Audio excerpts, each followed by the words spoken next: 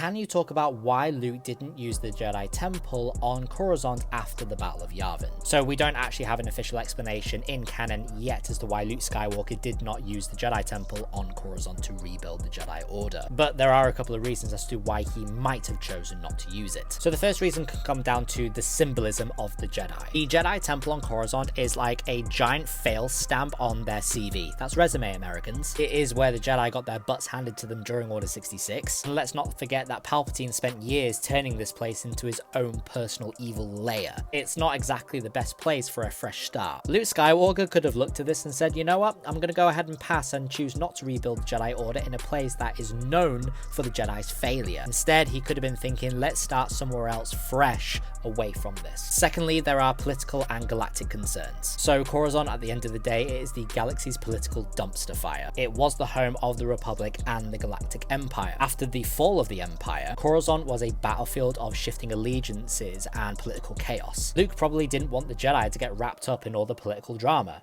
Again, after all, the Jedi were way too involved in the Republic's political mess in the past. Luke wasn't about to repeat the same mistake, so he's looking for somewhere more peaceful, or at least somewhere that is not completely swamped by politics or power struggles. Lastly, for all we know, Luke may have actually attempted to rebuild the Order in the Coruscant Temple, and maybe the New Republic decided, actually, we don't want you here, and then they can lay out all of their concerns involving the Jedi and mixing them in politics as well. I personally don't think the latter would be an option, but I would like to think that Luke and some government official did have that conversation and they both mutually agree that the Jedi will not be stationed on Coruscant. But what about you? Can you think of any other reasons why Luke chose to not train the Jedi at the Coruscant Temple? Let me know in the comments.